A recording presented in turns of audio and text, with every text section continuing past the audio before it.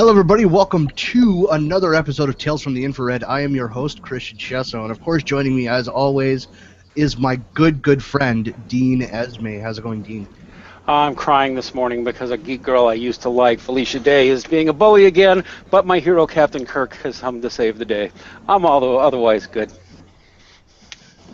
And Jim Calvarn. Jim? Hello? Can Hello. anybody hear me? Hello.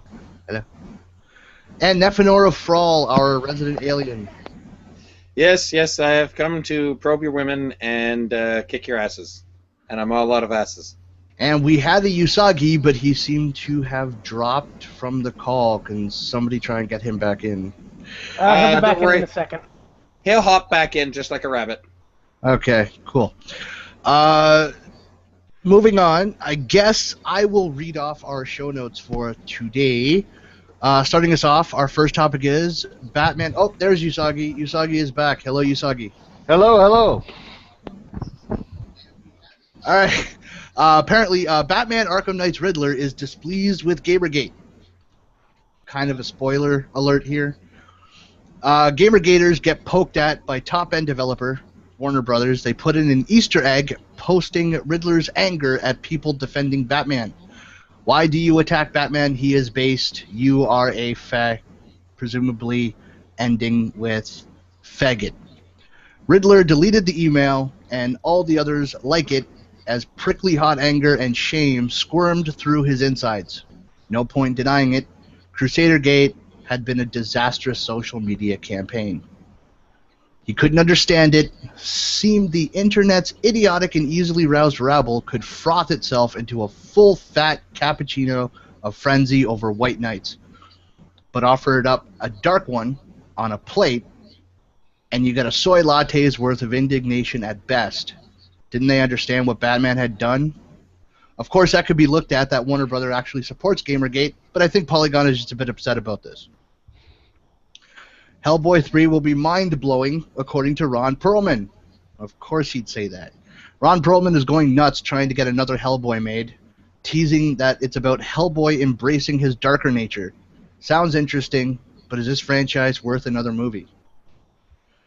Mark Ruffalo responds to Jason Statham's Marvel comment, "He's got nothing on me." Mark Ruffalo calls out Jason Statham on his comments about Marvel action scenes. It's worth exploring the implication and venturing about who will win this showdown. In defense of geek culture, Simon Pegg suggested that fandom was infantilizing society, but people have always enjoyed discussing popular culture, and it's healthy to do so. Let's look at this for a moment and discuss his point that geek culture is keeping people occupied with the things that we loved as kids in order to keep us pliant and controllable. Stan Lee, Stan the Man, stands up for White Spider-Man, says create new characters. Stan Lee seems to agree that people should be creating new characters instead of trying to take over the characters that have already been established. Hey, And Christian, isn't that something we've been saying for For years. We have been saying that for years. We're kind of trendsetters. You want to have a really, really good black character? Do something with the already existing black characters or create a new one. Gaming press fail. Daily Beast claims E3's heroines prove Gamergate is dead. Once again, the gaming press is pushing a narrative. This time, they get slammed for being completely ignorant of anything in regards to reality. Fake geek girls' paranoia is about male insecurity, not female duplicity. This mangina tries to tell people that anyone that thinks there's a problem with fake geek girls is just an insecure male, even though most of those fake geek girls are only there for their own ego and gratification. They're also there for money, but I'll talk about that more. In fact, I love this topic because it's a topic I wanted to do a video on for quite some time, and I just never found the time to. James Horner's death confirmed by coroner ruled an accident. James Horner's death came as a shock recently. We celebrate the passing of the man who brought the scores of such movies as Wrath of Khan and Titanic. All this and more on this episode of Tales from the Infrared. But we have breaking news I'm going to bring up right now. Oh no! Now both of the non-humans Oh, so, are for fuck's sakes. Yes. sleeping. Yes. God damn it! Well, I mean, Human pride. Jim could go alien hunting. I've always wanted to be rabbit hunting. So Yeah, Felicia Day. but it's Wait a duck minute. season. Yeah, I was gonna say. Wait a minute. Isn't it duck season? I don't Wabbit give a season. shit. It's duck season. Wabbit season. Wabbit season. Duck Duck season.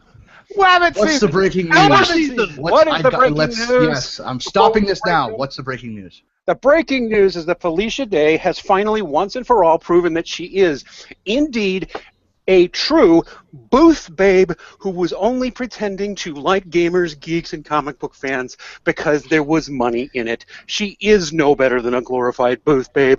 She has proven it today with her horrible, bigoted, toxic, stupid, projection-oriented bullshit remarks about Gamergate and Gamer Geeks. Felicia Day, you've made it clear you hate us. Well, now we officially hate you back. Thank God, on the other hand, William, sir, he's not worth. She's not worth the hate. Just be indifferent to her. It's worse than hatred. We just ignore her. No one. She doesn't like to be ignored. Women. No. Ignore who? Well, you go ahead and ignore her. As a longtime fan of hers going back almost 20 years, as somebody who used to watch the Guild definitively, I'm never going to stop saying it. She's a bigot, she's a bully, and she is no better than a glorified booth babe. I will keep saying it because it's what she is. And her friend, Will Wheaton, is a disgusting bigot and bully. Yeah. Okay? Now, No. He's a dick. Yeah. he is a dick. He's a huge dick. He's one of the biggest dicks on the internet. I'll look Hey, at Felicia Wheaton. Day and go. Hold on, gentlemen. Wheaton, don't be a dick. Wheaton, too late. Wheaton is already a dick. No. You don't understand. Remember, He's his famous phrase for is, saying, "Don't be a dick." I know. That's because it's his job. Jesus. Yes, because it's his job to be a dick. Because Well, I he is a remember- dick. Full-time professional dick. I remember Um, him in interviews when he was still on the Next Generation back in the '80s, and trying to be a little bit of a rebel was like, that's not being rebellious. Multiple watches on one wrist isn't rebellious. Nope. You don't know what's rebellious? Thinking that maybe the common ideology of the day known as feminism may have some problems with it. Like his bully, bigot friend, Felicia Day.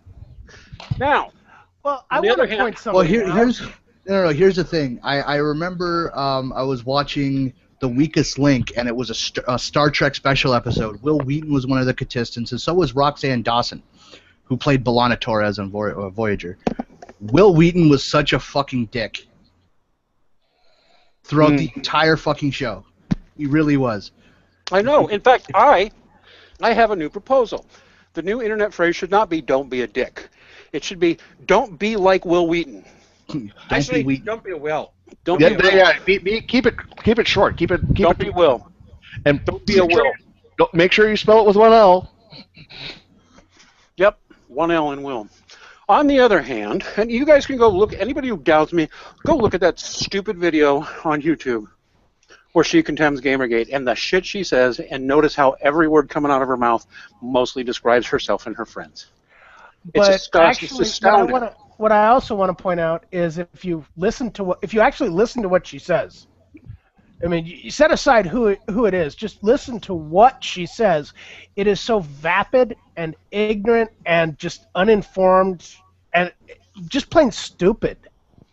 It's just pure idiocity. What comes Words are out of her mouth, Idiocy. none of what she says makes any real sense.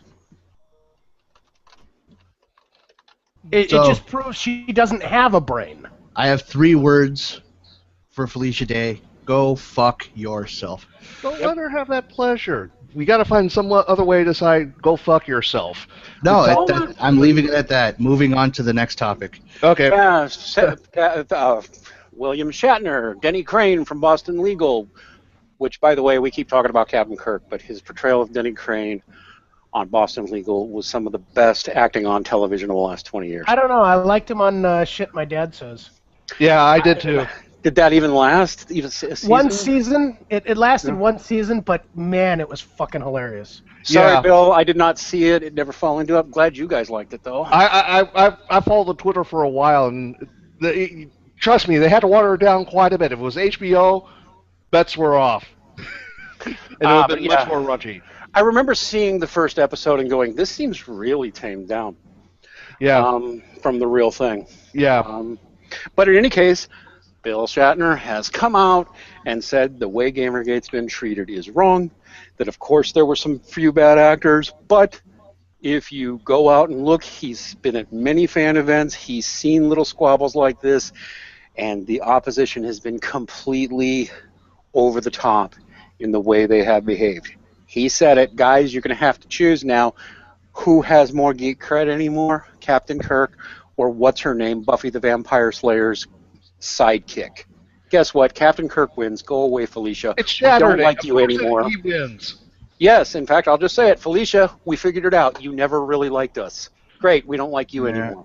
Well, Yeah, I mean, I here's the don't thing. anyway. Here's the thing about Bill Shatner. Okay, Okay. and you have to understand one thing about Bill Shatner. Sure, you may say he has a lot more geek cred with fan culture, but you also have to realize that for the longest time, he also hated fan culture. He only went to the conventions because he got paid to.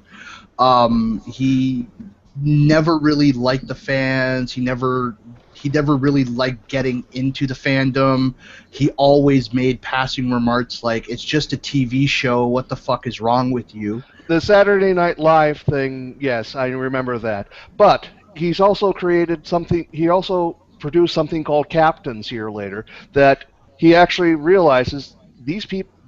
Star Trek was really such a social interaction that I think he's actually come Yeah. to terms with it. Yeah, actually, I'm going but- to stand up but- for him but now. My point is, it wasn't until later that he started to get into the fan culture. But initially, he seemed very adverse to it. He Yeah. was. He was, He was. and I can understand why. I mean, a lot of people geeking out about him, and now he brings himself about the character. And now he brings himself in as a person, and how he realizes that he was actually part of this giant social change that Star Yeah. Trek produced. Yes. And then he comes to terms with it. Let me make a point about this. I mean, I'm going to defend Bill Shatner. He does go by Bill. He was anti-Star Trek for a long time. So was Leonard Nimoy. I am not Spock. Yes, and all of those guys who have I'm sorry, I don't want to dismiss them, but really the lesser cast members. I hate to put it that way, but Nichelle Nichols and what's his name? Oh God, Walter Koenig, yeah, Walter Koenig. James Doohan, the George Takei. George Takei, who's wonderful, so fun watching how popular he is now. But these were all secondary characters. right. And that's not an insult, it's just the way it was. But the guys who were like stars were really very against it. I've seen them all interviewed too. They would go to these conventions because they couldn't get any fucking work. And so they felt really lucky, not only were the fans nice to them, but they got some money and a hotel stay and love showered on them. They hated it at first, but most of them started coming around. Like, I remember one of them saying, you know, it was the early 70s, and I thought, this is interesting. And then it was the late 70s, and I was thinking, I'm wondering, this isn't going to go on much longer, is it? And a few later, it's like, I'm thinking this is not going to stop. And then 10 years later, it's like, it's not stopping. you know, If there's one thing I would love everybody to know, if you're an actor and you're getting into science fiction and fantasy, it is extremely difficult to do anything else outside of science fiction and fantasy because we are so passionate about what we like as nerds and geeks. We do associate the actor with the character a lot. Like for me, Daniel Radcliffe will always be Harry Potter. You can't help it. And you know what? John Crichton That's right. And Jane Cobb. will always Adam be. Baldwin will always be Jane Cobb. Now, I would like to add. Nathan Fillion will always be Mal. Yeah. I would like to. I don't know. Castle has kind of broken that a bit. Yeah. Well, the only argument I have with Christian is it's not necessarily as true as it used to be. Science fiction used to be like the place where they sent you to die. Yeah. It's not really that way anymore, but it's still sort of that. And Yeah, but let's look at the actor who made a career out of science fiction, fantasy, a man by the name of Bruce Campbell. Oh, yes. Sure. Yes. Sure. Ash. He will always be Come get Ash. Yeah. Yes. Yes, and they don't get it either, because some of them don't get it. And I'm sure now that Felicia Day and Will Wheaton don't get it. That's probably why they're such tremendous dicks. They kind of found their careers here. They didn't necessarily want it. Anything like a video games journalist. But Well, these guys, I don't know. I forgot what I was going to say. Someone else. I do have to add a couple of stories here based back to Star Trek and people not liking their career. I can relate a story about DeForest Kelley, Dr. McCoy. He has been the character of Bones McCoy has been an inspiration for many people to take up the medical field as doctors. They have. I have a story about this. I knew a doctor here a while back that was also a diehard Trekkie because of McCoy, and he finally got to meet McCoy. He finally got to meet DeForest Kelley. See, I still have a hard time separating Right. McCoy from Kelly, but he actually got to talk to him and thanked him for being such an inspiration. DeForest Kelley was so moved, he gave him his phone number. They stayed great friends up till the day he died. Anytime that DeForest Kelley was in town for or with a convention that he knew he was going to be there, he would make time to see him. James Doohan. Oh, A couple of years before he died, told the story. James Doohan, who played Scotty, told the story just a couple of years before he died about how at a Star Trek convention in the 70s, or it may have been the 80s, he got a letter from, he wasn't even at a convention, he got a letter from a fan, which, this is pre-internet, so it's not like you just tweet a fan. Somebody writes you a letter and you were just a secondary character on a fairly obscure show at that time. He read it, and it was basically more or less a suicide note from a woman who didn't think it was worth living anymore. And all he did was pick up the phone, because she included her phone line, and said, "I'm going to be at this convention on this date. I expect to see you there." And ended the conversation. And she showed up, and she looked horrible, and she looked like she was ready to die. And he was really nice to her, and told her the next convention he would be at, and said he hoped to see her there. And he did. And then he never saw her again, and a few years later he heard from her. She had just graduated college as an engineer. She had changed his life, and she thanked him so much for caring. And he broke down crying, telling that story. Yeah. Now, the hate these people are directing at us is palpable, and the fact that they can't see it is mind-boggling. Now, to conclude the story with McCoy here, I have to go back to it. One convention he was at, and he was talking to Kelly. Kelly had walked off. His wife was still there. And his wife pulled the doctor aside. He was going, "You're a doctor, right? You know how bad certain habits are, right?" "Yeah." She pulls out a box of Marlboro Reds. "Could you try to tell him to get off these things?" And about that time, I think he was already having bad problems with emphysema. You remember, he was also a cowboy person before he became Dr. McCoy, and that was a big smoking scene. He did a lot of cowboy movies and probably some cigarette commercials, come to think of it. Yeah. But here, where it gets to is that those older guys, like Shatner, and this is why I brought it up, Shatner may have been somewhat hostile and a distance from the fans, but the fans, for the most part, although he hurt some of their feelings, accepted it and still wanted to give him their love anyway. Yeah. Felicia Day's been pretending she loves us all along. I no longer believe she ever did. Well, look what inspiration we get from. This is one of the things with both DeForest Kelley and James Doohan is that their characters inspired people to do things. Captain Kirk inspired them to take charge and do things. Spock's character taught logic, reason should rule over the emotion. Dr. McCoy gave us the humanity and compassion. Scotty gave us the ability to improvise with the technology that we know about. What did Will Wheaton's character do on Star Trek to inspire anyone? Tell us. Hey, hold on. Save the day last minute in some Deus Ex Machina way. Hold on. I'll tell you what he taught us. Sometimes it's best to just shut up, Wesley. Yeah, Damn but straight. that's the big thing that I think these older I mean, these characters realize. I mean, if we go to Firefly, Mal teaches us that sometimes we have to misbehave against society. Jane we just love because he's a tough guy that we all want to be. Hey, if somebody tries to kill you, you try and kill them right back. Yeah, exactly. But that's the reason. These people who are kind of anti-fan base, like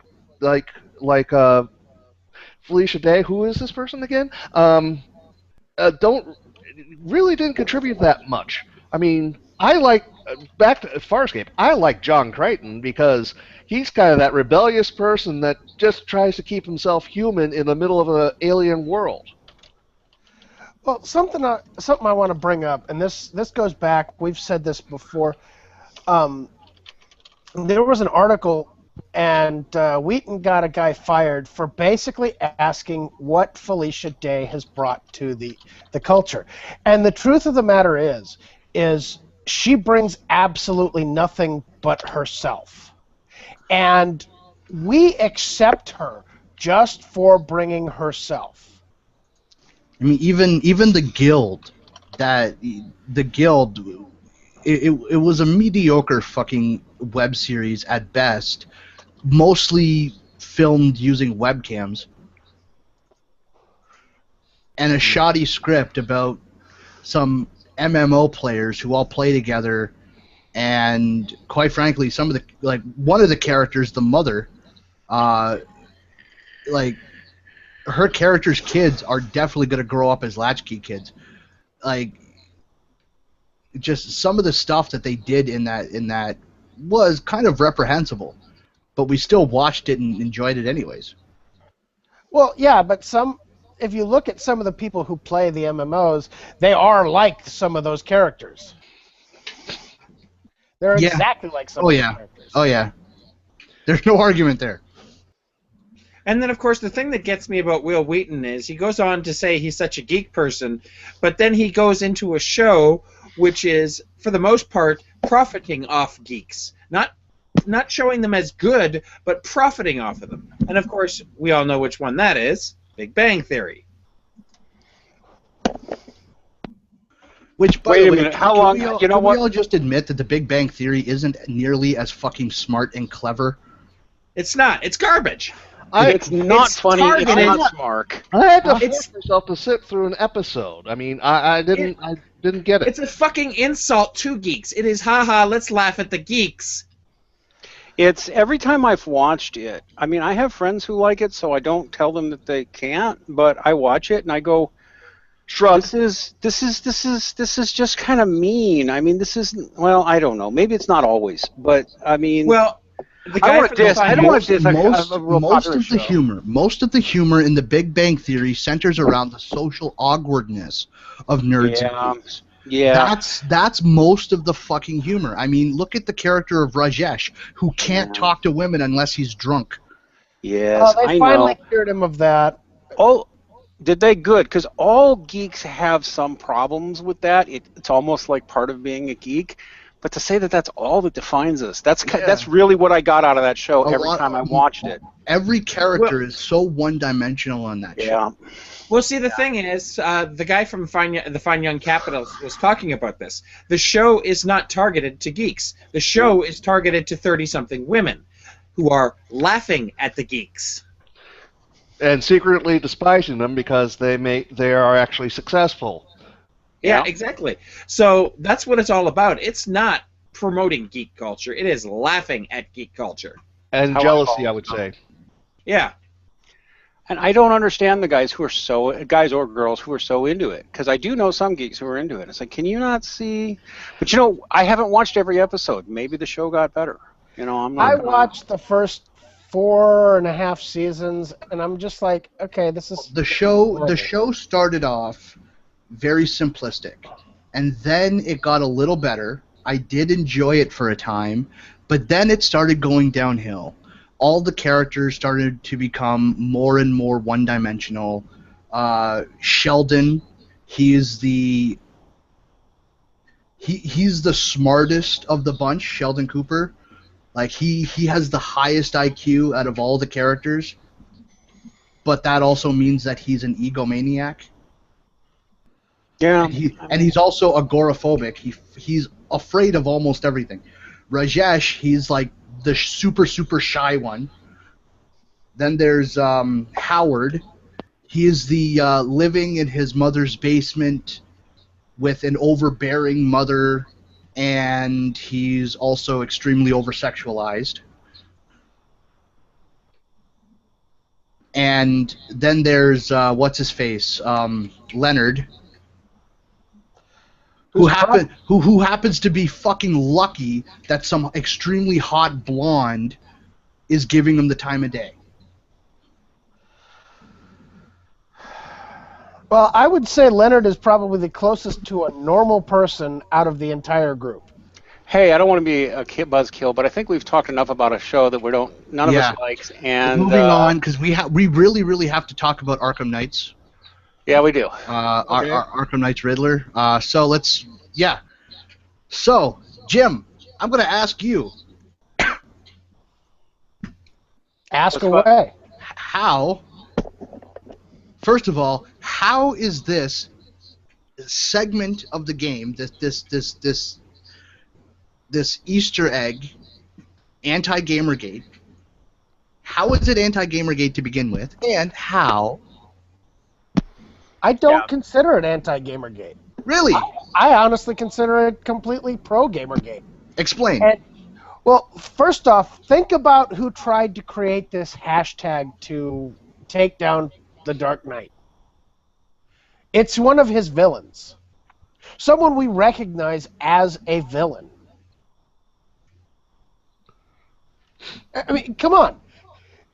How do you sit there and look at this and say that this is not purely pro-Gamergate?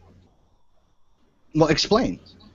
Well, it's one of his villains attacking him.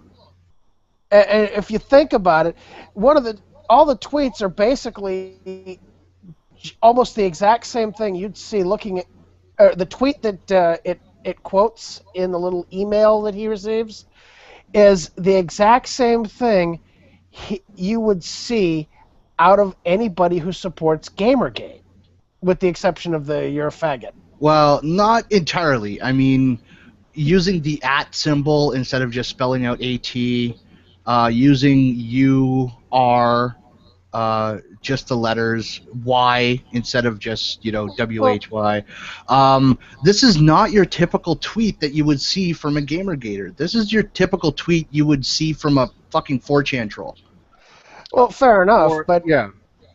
But do you see what I'm saying? Is they're basically saying... I see what you're saying. I see what you're saying. Batman in this game is the good guy. Yeah. In the universe of Gotham, in the universe of Batman, Batman is the good guy. Bruce Wayne is the good guy. The Riddler is the bad guy. And that's so definitive. if the Riddler is anti-Gamergate or anti-Crusadergate, then Batman must be pro-Crusadergate. Therefore, the game is pro-Gamergate. No, the problem is, though, from what I've been reading on it, the quote-unquote Crusadergate is actually the Riddler creating a hashtag to try and destroy Batman. So, in other words, they're trying to equate Crusadergate with Gamergate and Riddler with Gamergate. You mean Riddler with games journalists? No, they're trying to associate Batman with games journalists. No, well, Batman is an anti-hero. I mean, what he does is skirts legality. Yes, we all know he's a vigilante, but he's supposed to be the good guy. He's supposed to be the guy that the fans cheer for. He could be ambiguous. He could be taken either way. It looks like here. I'm not playing Arkham Knights myself. I've just barely got that issue. That's not the issue. My point is nobody watches a Batman film or plays a Batman game and roots for the Joker. Yeah, well, we'll leave Tim Burton out of this one. Yeah. Actually, I was gonna say let's leave. Oh God, what's his name out of it? Schumacher. Yes. Leave Joel Schumacher out of this. We will not mention anything before 2005.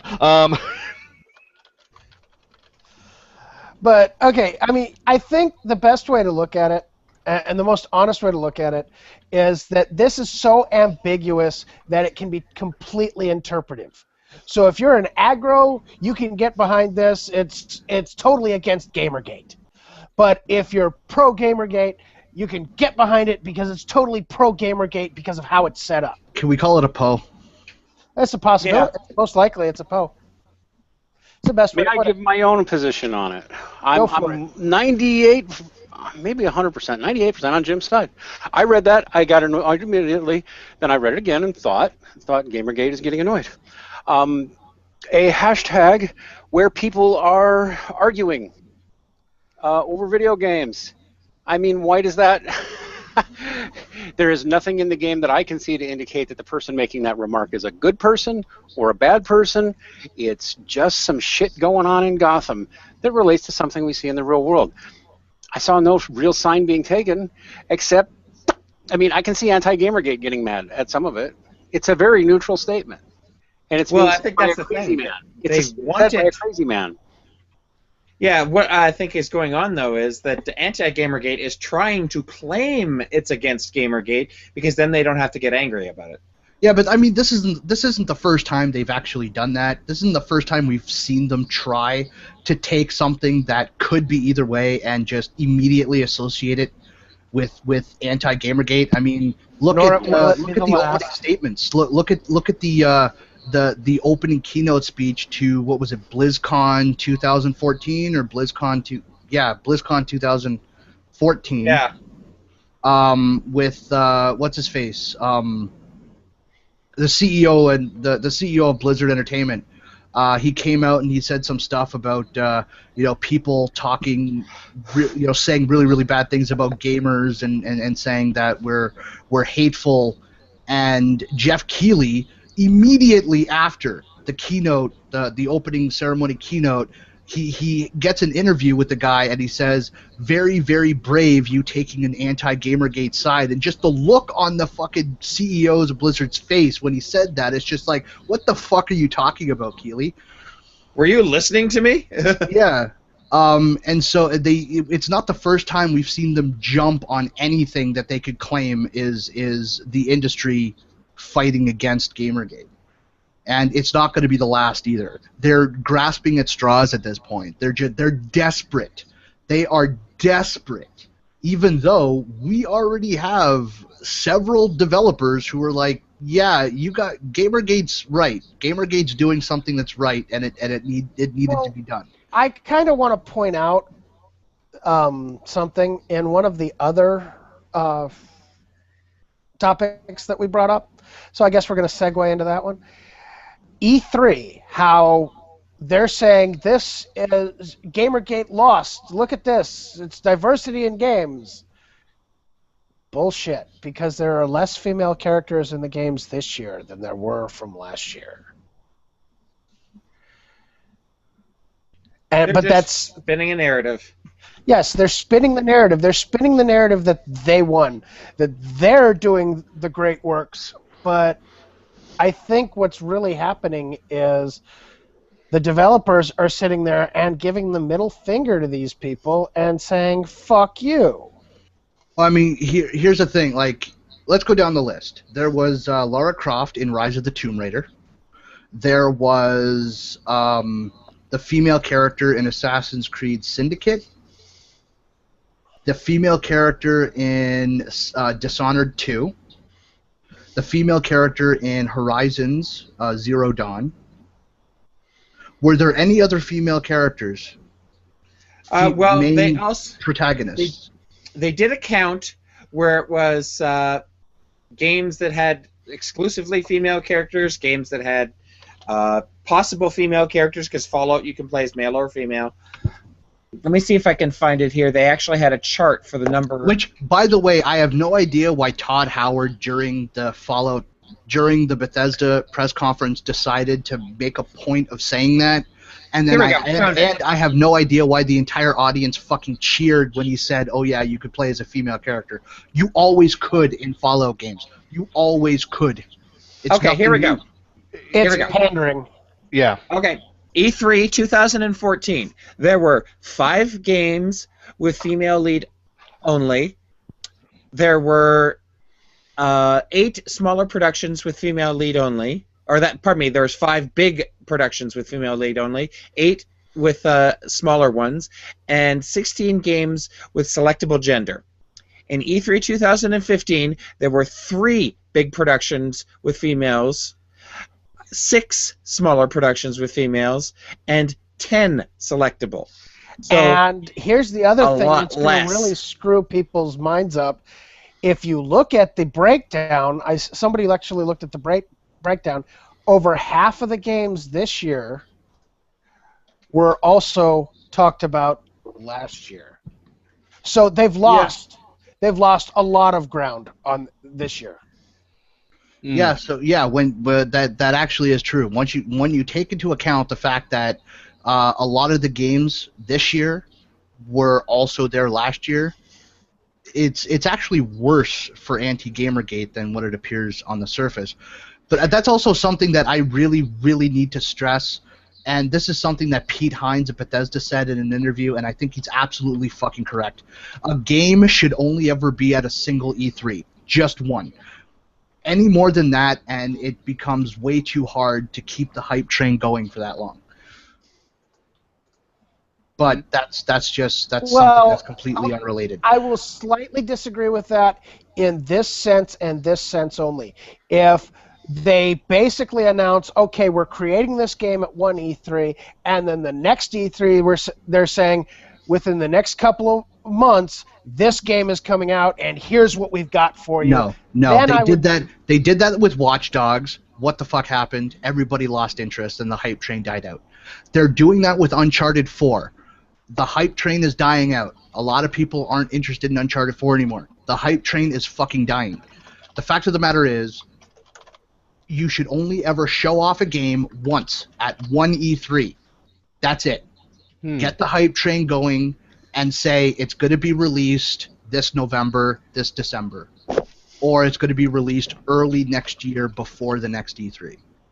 Get it out, one E3, keep the hype train alive, and you'll get more sales. It may seem counterintuitive. It might seem anti-consumer. But I think that is actually the only way we're going to avoid an industry-wide crash is by using hype as a marketing strategy to get more people to buy more copies of games. Fair enough, but on a similar account that kind of is rather amusing, Leigh Alexander's company who was advertising for some game killed the game. Yeah, Sunset killed the game. Yeah, the development company was called Tale of Tales, and they developed a game called Sunset. And Leigh Alexander's PR firm was handling the marketing, and they didn't do anything to help sales whatsoever. Nothing. Absolutely fucking nothing. But what's interesting is that Tale of Tales, the woman who ran Tale of Tales, decided she was going to quit the gaming industry and she was going to blame the lack of sales on gamers. She pulled a Phil Fish. Yes. You don't place the blame with the PR firm that failed to do its fucking job. Place the blame on gamers who weren't interested in your game because your game fucking sucks. Well, I'm going to expand on what you just said, Chris. It may not actually be totally the fault of the PR firm. It may be, if you really look at it, the fault of the person who developed the game developing a shitty game. And I think we need to start looking at that fact right there. Toss the PR firm shit aside, though I'm still going to laugh at Leigh Alexander, and look at the fact that if you put out a shitty game, people aren't going to buy it, and that's on you. Yeah, because what I understand, it was just a walking simulator. Yeah. I mean, I don't do games often myself. I mean, there is only one game in recent memory that has been like, shut up and take my money about, and that's because a little bit more nostalgia than anything here. It's the original Space Trader game, Elite, which came out as Elite Dangerous, the fourth of the Elite series. And I'm actually impressed with it. It's detailed, it's graphic, and it's trading, earning money, and beating the shit out of people. Or blasting the shit out of people. That's all I wanted. Fly around a little bit in space, do some warp speed, earn some money along the way, and shoot the shit out of enemies. But if that's what people want, and that's what the market says, this is what people want, and you give them what they want, and you do it well, people are going to buy it. Yeah. I hate to burst the bubble. Well, no, I don't. I actually enjoy this. I love to burst the bubble of people who sit there and say it's somebody else's fault, when in actuality, if you're not looking at what the market demands, you're going to fail. Well, they also went on an anti-capitalism, anti-consumer rant too. So they're basically saying, "Oh, you're all consumers. You all just want what you want, and I didn't give it to you, and now you're angry, and I don't like you." Well, yeah, that's how this works. That's how this works. That's how all of this works. Let the butthurt flow. Yes. No. Let the Jimmies rustle. No, that's how all of this works. That is what a free market is. People will buy what they want to buy. They will not buy what they don't want to buy. And they also went on a rant afterwards saying that the government should be funding artistic games creation. No. I see the art as secondary to the game. No. Government doesn't fund film. Government doesn't fund music. Government doesn't fund painting or writing. Or music. Government does not fund art. Well, to a certain extent, I will disagree with the government should fund art, and to a certain extent, I'll disagree that government shouldn't. I think that the government's only funding of anything should be museums. Because that's more of that serves double purpose as not only a display of art, but as a repository for historical artifacts. Exactly. And that's the only reason I would say that. Yeah.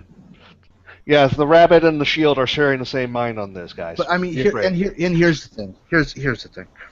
And there was a user-made Gamergate documentary made on YouTube that I watched. It's about 3 hours long. And it actually draws a lot of connections between Macintosh and Anita Sarkeesian and a lot of these anti-Gamergaters with certain organizations. The Bill and Melinda Gates Foundation? Want to use games for learning. And they want to do it as a way to push their political agendas so that they create more Democrats, that they get more people voting Democrat. They want to raise people to be Democrat. And well, everybody does that. I mean, some of the connections include the two guys that founded Polygon. In 2006 or 2007, they gave a talk to Microsoft Research and Development about using software, using games as a way to push liberal politics. It's very interesting. I encourage people to watch it because there are a lot of connections that get drawn. But that's essentially what they want to do. That's essentially what Anti-Gamergate wants to do. That's what Anita has wanted to do all along. She's not interested in becoming famous from this or she is interested in the money, don't get me wrong, but what she wants more than anything, what Macintosh wants more than anything, is to turn games into a propaganda delivery device.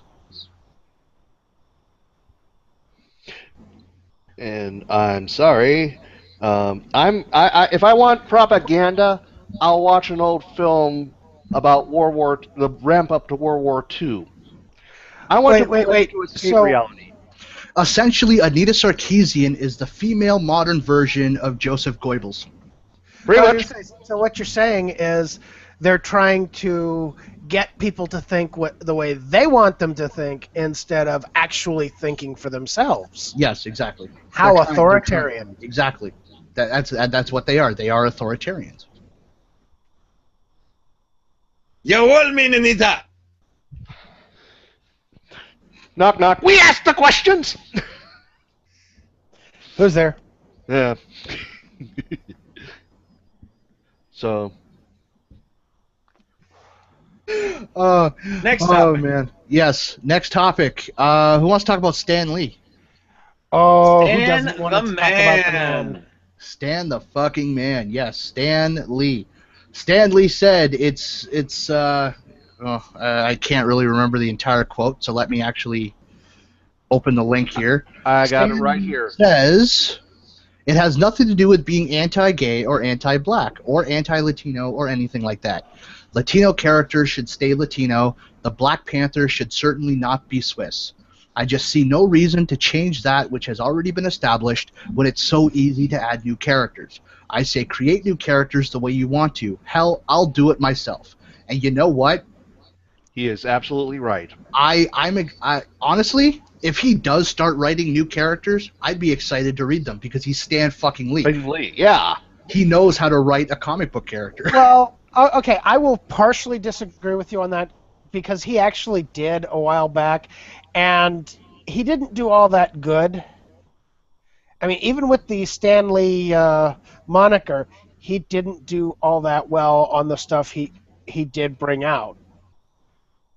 I mean, I'd have to look it up. I can't remember the titles, but oh wait, there is one. I think it's Stripperella. Hey, what's wrong with stripping? Well, no, it's not a problem with stripping as far as I'm concerned. But how far did that go? That was written by Stan Lee.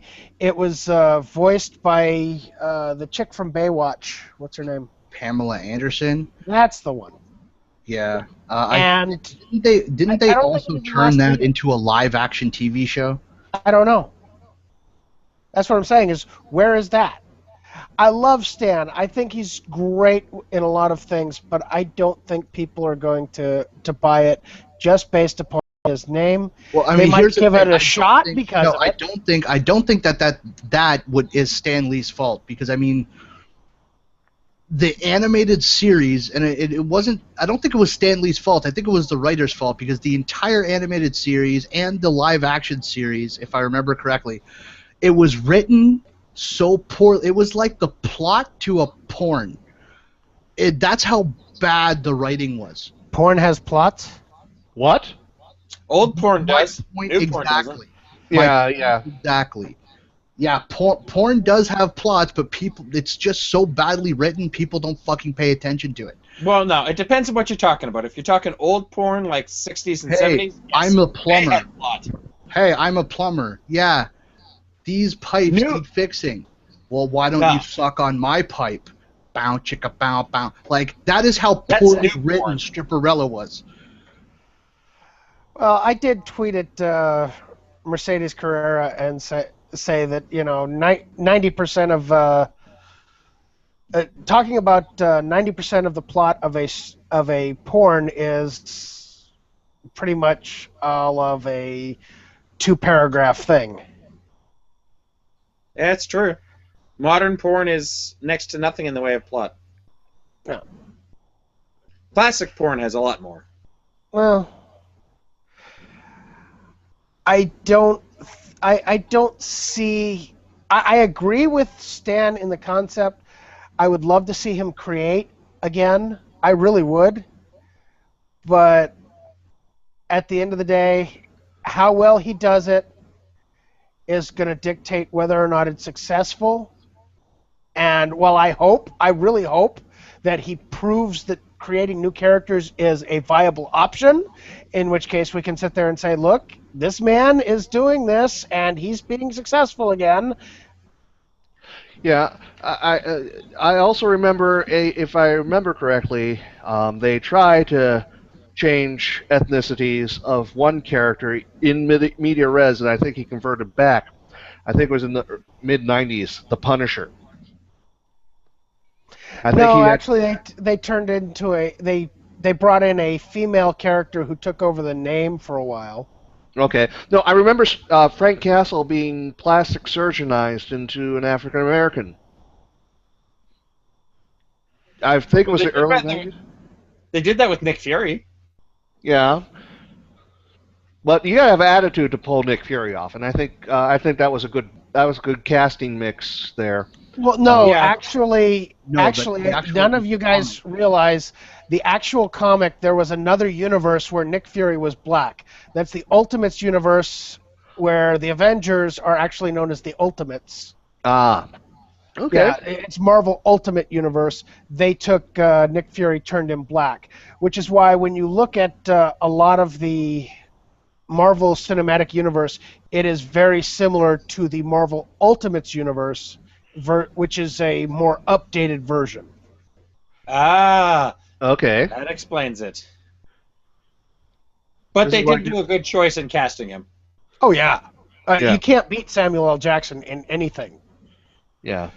I would almost motherfucking can't beat motherfucking Jackson. Yeah. I would almost be willing to say, you know what, put him in as Captain America, but at the same time, it's like, I'm kind of iffy on that one. Anybody else notice that Dean has been quiet? I think we broke him. No, you didn't break me. I'm just for once shutting my fucking mouth and letting somebody else talk. Yes, because you dominate the conversation all the time, Dean. Actually, I do quite a bit. But that's okay because I'm me and I'm allowed to. Dominator. I am the dominator. Dominate this.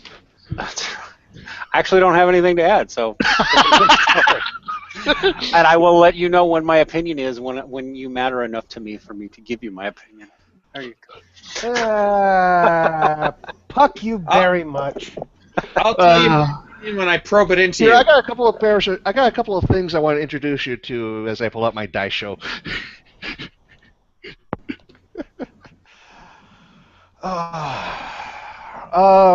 We're going into that silly place. That's so much fun. Yeah. Yes, well, yes. Have we talked about White Spider-Man yet? Because I'm going to explain why I think. we're talking about that now. Yeah, okay. Hello. Can I say what I think? Yeah. No. I think Stan the Man is wrong.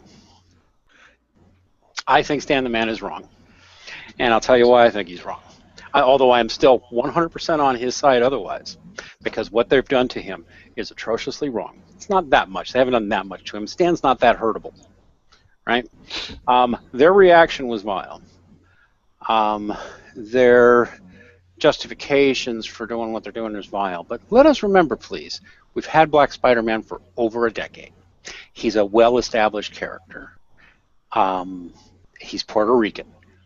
Yeah, but So Stan already lost this. No. No, he's talking about Peter Parker. Keeping Peter Parker. Are wouldn't- they actually changing Perry? Hang on.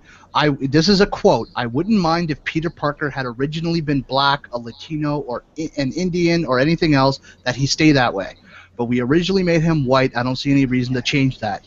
The Spider-Man that is Puerto Rican is Miles Morales, not Peter Parker. I know. His contention is that he doesn't want people to change Peter Parker. Well, and I can see his position on that, but we changed. You were all already saying it when they went to the movies. They changed Nick Fury. Now Nick Fury is a black dude, and so what? Then again, Nick Fury is not as important as Spider-Man. He just isn't. So Don't say that I thought to the Nick. whole. He's Huh? the director of S.H.I.E.L.D. Yeah, Don't say but that you to know Nick. what I mean. Back How down. many? Yeah, when's the last time one of you ran out and said, "I want to buy some Nick Fury comics"? I mean, I don't. I don't have to. All I got to do is go into my dad's collection. Well, there. Oh, so you mean really old Nick Furies that are no longer in circulation, right? Yes. Listen, I'm not dogging Nick Fury. Nick Fury was always one of my favorite characters, but come on, he's a secondary character. He just is. He's one of those guys like, I don't know, Gandalf is in Lord of the Rings. Lord of the Rings isn't about Gandalf. And the Marvel Universe is rarely about Nick Fury. I still think you're kind of missing the point. His point, his contention is that if you want more diversity, make new characters. I agree with that. The way you want to. I agree with that. Don't change established characters. Don't make Peter Parker black because Peter Parker is white. So are you mad about black? Are you mad about Nick Fury? If you want a black Spider-Man, Miles Morales. Make a Miles Morales. If you want a female character that is as powerful as Thor, make one. Make a new character. I get it. I just think Stan was overreacting a little because we redo these characters all the time. He must be used to it by now. Well, Peter Parker is no longer the 15-year-old high school nerd that Stan made. He just isn't. Let me put this into a different context. In the Marvel Universe, there are thousands of different variations. No.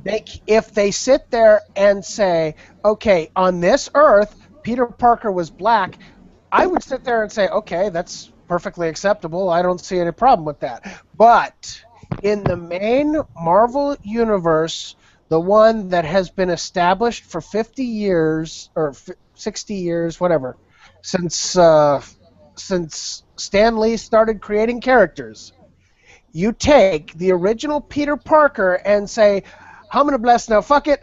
All of a sudden he's black. Then I'm going to sit there and say, no. Well, okay. I can't make myself, I don't know.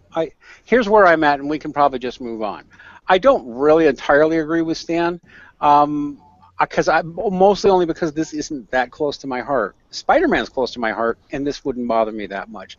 But Stan's got a right to his opinion. Stan's got a better right to his opinion than anybody alive about Spider-Man, because he fucking created Spider-Man with Steve Ditko, who I can't remember if Steve Ditko's alive. As a creator, he has every right to that opinion, and pillorying him and calling him a racist and all that is totally out of bounds. But I don't, is it really that big a deal, guys? Is it? I've been reading comics for a long time. Batman's nothing like the comics I was reading as a kid. Not really. It's changed so much about him.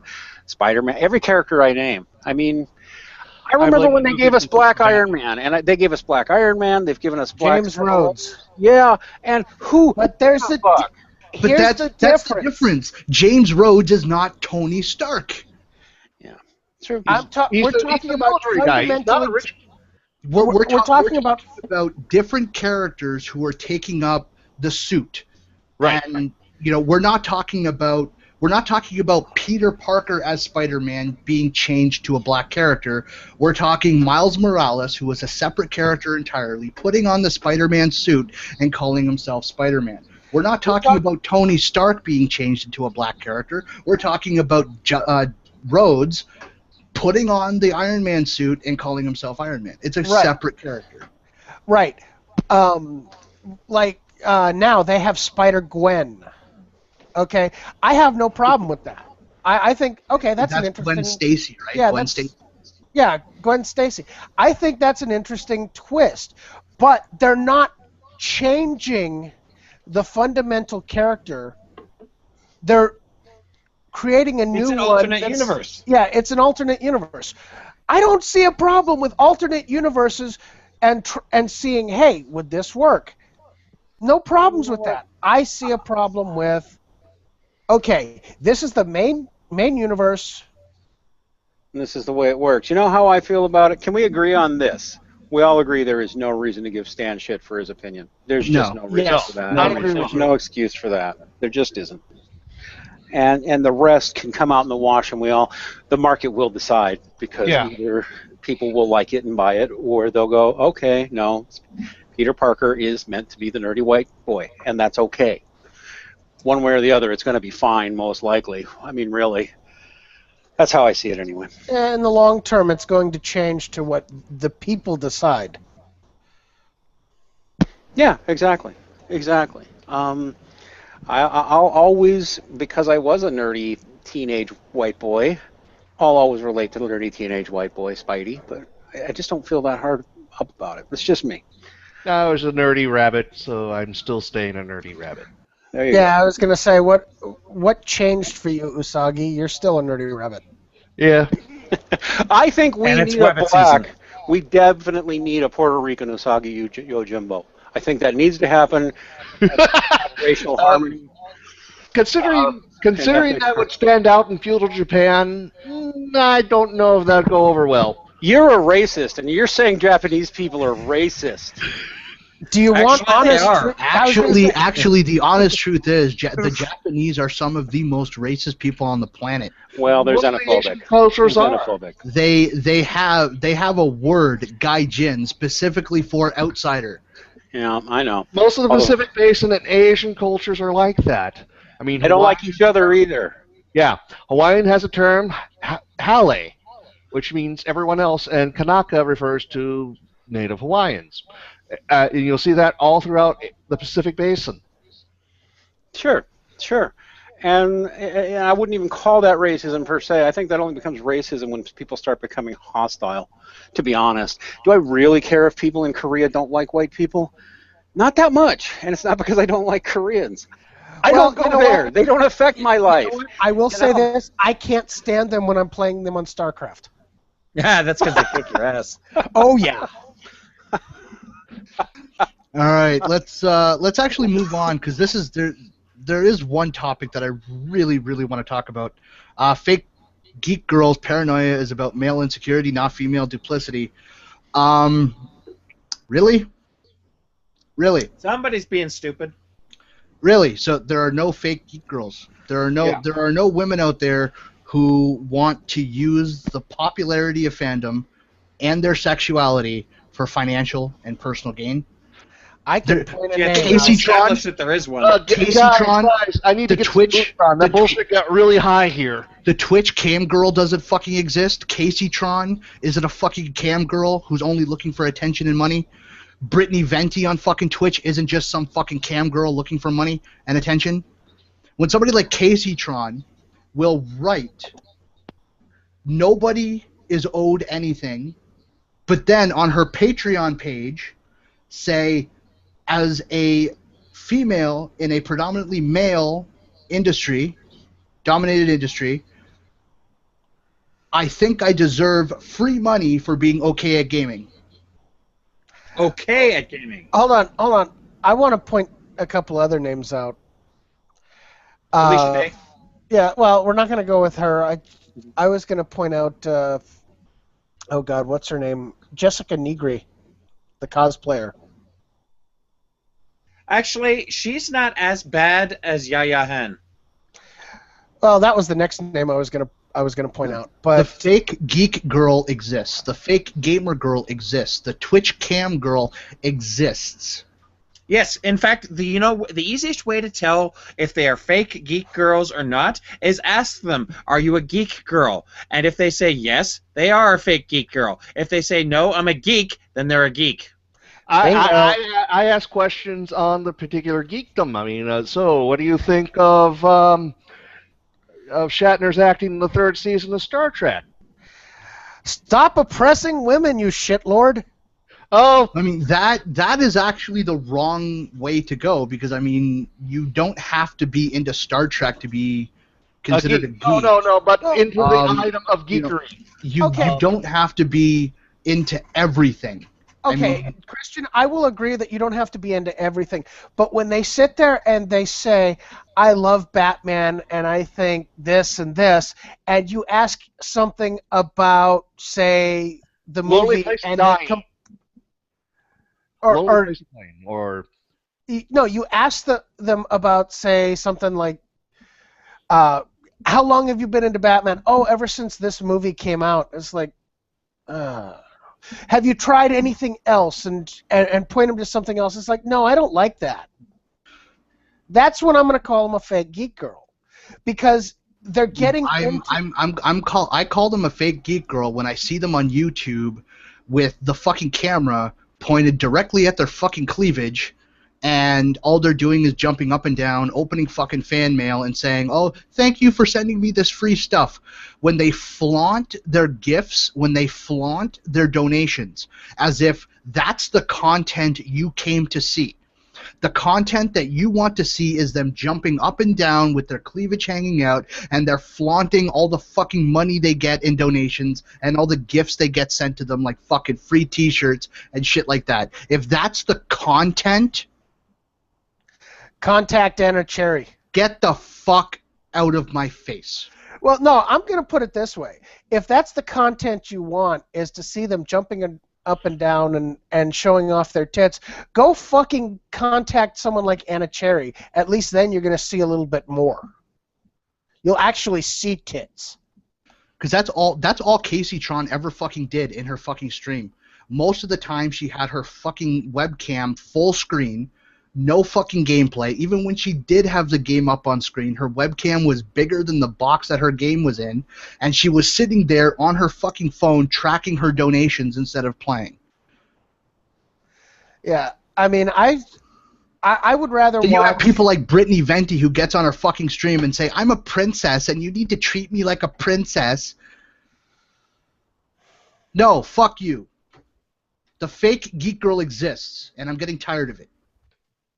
I would concur, but and this is why I like to vet them. I mean, if they are talking about a specific, if they're saying they're geeking out, like Jim said here earlier about Batman. I mean, have you read any of the comics, Detective or Batman, Tales from the Dark Knight, or any of that?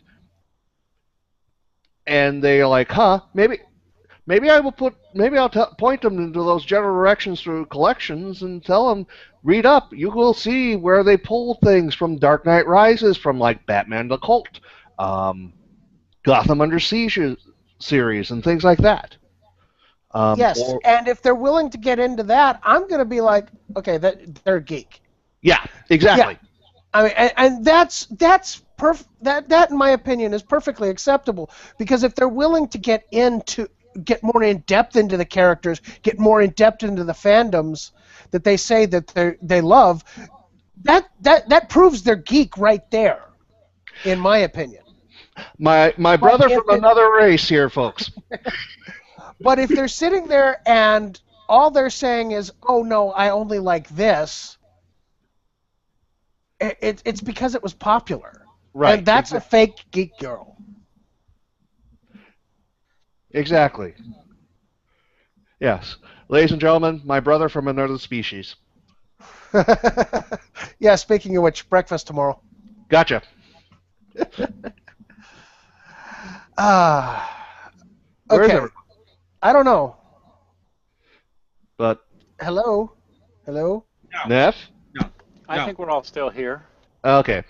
There is no Neff, there's only Zool. Okay. Okay. But I mean, I just want to see. I want you guys to sit there and tell me, am I wrong in what I'm saying? Please. Yes. No, you're not wrong. Is No. he? No, I just like saying he's wrong. Okay. Okay. That's usual Well, for the he fucking is, alien. he is an MRA, so pretty much by... No, you're not Damn an MRA. dirty alien. No, I'm not. I'm a non-feminist. Okay. Yeah. You're not wrong. Here's the thing. What you're saying is, when you can't declare that there's such a fake gamer girl, is you're also saying there's no such thing as a fake gamer boy. Exactly. You know, there is one. There is such a thing. Yeah, They're not I mean, I've not watched common, although at least one guy, I remember, God, I can't remember his name. He started out as a game dev in the 90s, and he admits he didn't give a shit about video games. He just wanted a clique to hang out in. There's also the people who are in to the Batman series who are like, yeah, I want to be rich, powerful, and kick ass, but they also don't realize how haunted the character Bruce Wayne is and how much he goes through with a heroic cycle. Yeah. I mean, it's kind of weird. And I usually I'm all about inclusivity, right? Like when somebody says something like, "Get out of my country," that's like a horrible thing to say, and I instinctively flinch at telling people they're not welcome in the geek community. But you know what? There is a sense of, wait a minute, we built something and we opened the fucking door for you and said, please come in.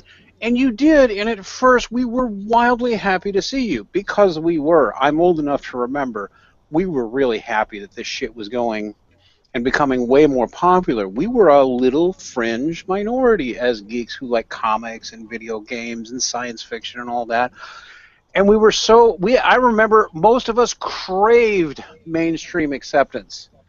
Then we got what we wished for, and these fuckers showed up. And they're just obnoxious and hateful and bullying, and it's high school all over again. It's one thing. You know what? Go away. I changed my mind. I don't want your mainstream acceptance. I want you to go. It's one thing to open the door and say, "Come on in. We welcome you," and have and the people who do come in and they love it as it is, and they enjoy it, and they engage in it. They also do creating. They add something to it. That's fine. That's awesome. I fucking want people like that. Those are the people I want. But when you get people who the first thing they do when they walk into that door is say, that needs to change, that needs to change, that needs to change. Oh, you can't get the boot in their ass. Get the fuck out. Go find something you do like, you stupid cunt, because you obviously don't like this. Oh, and remember, cunt is a word that applies to men, not just women, you stupid cunts. No, that's what it is. And I'll just say it. Yeah, leave me with my toys. Get out. I don't want you. Well, here's the way I look at it. Here's the way I look at it.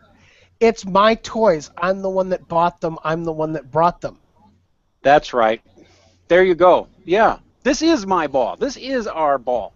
I have spent the last 20 some odd years spending my time and my money helping to build the gaming industry into the multi-billion-dollar-a-year industry it is today. One of my best friends in the world came from out of town. Forgive me if I have a small sense of fucking ownership. I think I deserve that sense of ownership. I know there's a certain irony in that most of us in this conversation are white males, but that never stopped feminists either. Hey, I'm a white rabbit. It's black true. and Japanese. I'm mourning. But seriously, the geek girls who are my friends agree with most of what we're saying. The people, Filipinos, Puerto Ricans, Mexicans, black people all agree. I was having a friendly, thoughtful discussion with a friend of mine who, I almost don't want to say this because I don't think these ways, but we were arguing about Peter Parker. I was arguing about Peter Parker with a black friend of mine, and he kind of got me convinced, this is just not that big of a deal, because he didn't care that much either. And that's but see, there have been people of color and every race and every sex and every orientation in geek culture all along. Yeah. And we can have these conversations. Well, see, you're right. It's the you opened the door, so I'm coming in and I'm rearranging the furniture. And well, why you suck, people. I've actually got a couple of things on this. One, you said, we wanted people to come in and we wanted the mainstream acceptance. I don't want them anymore. That's how shell-shocked I feel. Out something. There's an old saying, be careful what you wish for, you just might get it. Yes. And you may not like it. These people marched in, declared that this is their, planted their flag and said, not only are we here, you got to change to make us happy. No, we don't. No. We will accommodate you within reason because we want this space to grow. But you're toxic. You're poison. Here's the other thing I want to point out. The geeks are able to have these conversations. The geeks are able to talk about these things, and they're able to talk about them civilly. Yeah. That, to me, sounds like the geeks are more of adults than these social justice warriors who come in and tell us to change it. We've been forced to by society. I mean, a lot of the stuff is, what we're into is a lot of heavy adult stuff occasionally. Of course. Well, yeah, because a lot of it needs to be talked about. A lot of it needs to be in the forefront of public thought. And what we have, geek culture, I mean, let's start with Star Trek. I mean, yeah, that was a mirror of society that things we need to talk about. It, Racism. Star Trek was Gene Roddenberry's vision of the future. He wanted Japanese people to be there, and what's the old stereotype that Asians can't drive? Yeah. What He's was navigator. Subaru's job? He was the fucking navigator.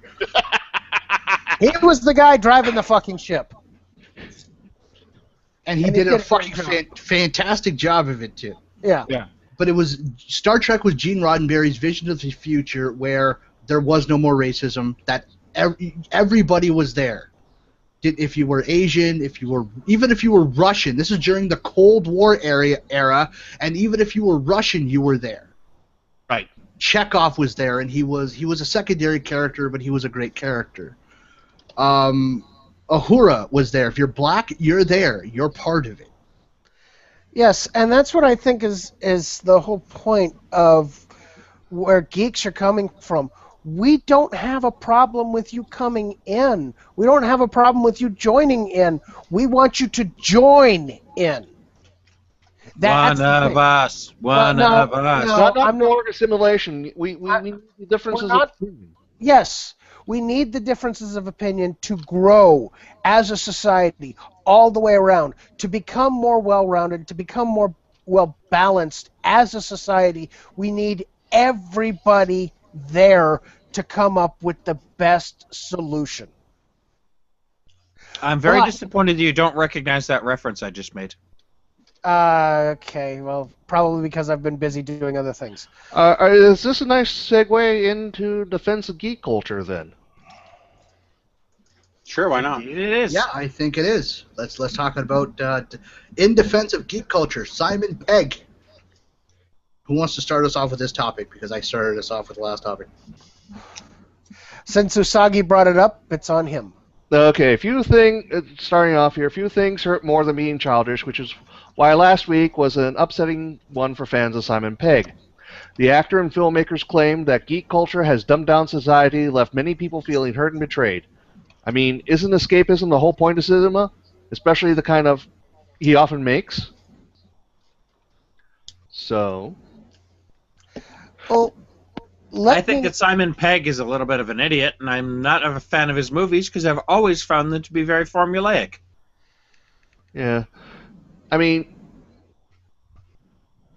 the dumbing down of society, I would say, is not the topics of geek. It's when geekdom makes it to mainstream media. We've talked about various characters and so on and their past and how complex they are. Cinema doesn't have time to that. You got about 2, maybe 3 hours most to get everything home and get people to draw people in. I mean, that's why the cinematic universe is taking like a dozen movies to get down to like what we expect next. So But- what you're saying is it's not that geek culture is dumbing down society, it's society is dumbing down geek culture. Bingo. That's a good possibility. Well, they're trying to. Yeah, I mean, yeah, Tony. I mean, they started with Iron Man. They tried with Hulk in 2003. Then they said, forget that. Wait a few years. Come back with Iron Man. Tony Stark was actually a character we probably all seen in real life. And the reason why Downey was such a good job is because he's led that life of a playboy, as it were, and with all the troubles that playboy had. So it was really easy for him to get into the character. It was really easy for him to sell the character. But it took several movies to realize how complex he is in how much he is in the Marvel universe. I mean, you can't do the whole Infinity Gauntlet series in 1, 2.5 hour to 3 hour movie. Well, no, that's why they're trying to do the whole Infinity Gauntlet in 2 movies, and even then, I'm kind of questioning whether or not they're going to pull it off. Yeah. I mean, and they've had to build up with all these separate movies to bring Captain America, the Hulk, Thor, just to bring it into Iron Man or bring it into the Avengers, and then they got to bring in more things like Ant-Man and See, that's another thing. You talk about the Infinity Gauntlet. They might be able to pull that off in 2 movies, The one that I'm worried about is Civil War. I don't think they're going to be able to pull that off in one movie, even if it is 3 hours long.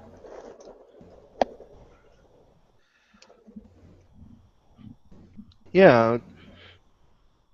I mean, if you read the Civil War, which I did, that was, just the Civil War titles was 7 issues. So even then, I mean, if you just keep it at that, you've got, I would say, probably about a 4-hour movie. Yeah. But when you also expand all the rest of the stuff that was going on as well, to really see the scope of what was happening in Civil War, that's not a single movie thing. That is a multi-movie Yeah. Yeah. attempt. But at the same time, what I'm gonna call right now for Civil War is it's going to be almost a pure action movie. Hmm. You think they're going to take out the other elements? I think it's going to be a lot of action and only a little bit of story. I think it's going to be a Michael Bay. Oh God. Oh dear. Who's directing it? I haven't been keeping up on that. I don't know. Huh. Well, let's hope it's not Michael Bay. Well, if it's Michael Bay, we're screwed. Yeah. Michael Bay explosions? Well, Michael Bay explosions. I watched the latest. No. Bay explosions. It's Michael Bay explosions. Okay. Well, I watched the latest Transformers, and I was unimpressed. And I love the Dinobots. I Yeah. really love the Dinobots. I was unimpressed with the latest Transformers. Yeah. I have to concur with that. I was slightly disappointed. I liked the characters themselves, but I really, really think they could have taken the plot into a better direction. You mean actually had a plot? Yeah, exactly. Okay. But I think that's really what's happening with geek culture. I think Simon Pegg missed it that geek culture is getting dumbed down for wider society versus society getting smarter to get into the geek culture. Exactly. Which I think is where we need to head. Yeah. In that case, I would argue that geek culture is at the forefront of of the knowledge base that we need to have to progress as a society. Well, look at the people who actually do follow geek culture. The vast majority of them are on the high end of the knowledge base. And the high end of the intelligence bell curve. Right. Which is another reason that you may not see that many women into it, because their bell curve is a much sharper bell curve. It takes a really unusual woman outside the 2 standard deviations to get to where those geeks are. Yes.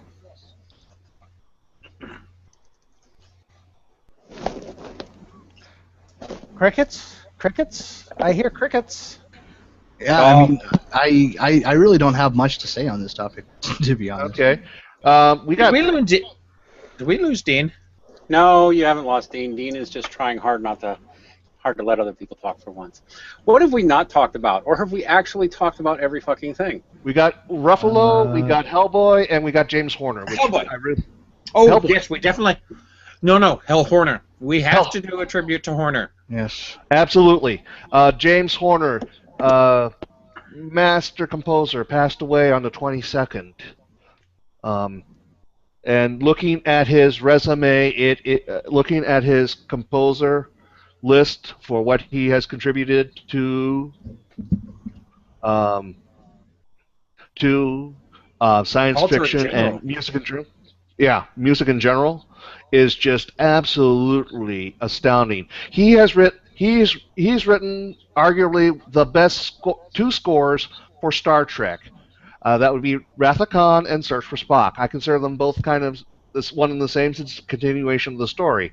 But Star Trek, you cannot watch Star Trek 2 at the at the conclusion, at the climax there, and just start hearing the dun dun dun dun dun dun dun dun dun dun dun dun dun from the Genesis countdown track. That it just starts slowly as Spock gets that idea, turns around and looks at that idea like he's made up his mind to do something, and then this breaks out into this beautiful flourish here, and then of course the trumpets as he climbs down into the engineering section of the ship before he dies to realign the crystals before he dies. That trumpet fanfare is just beautiful to that he's got a result, implies a resolve.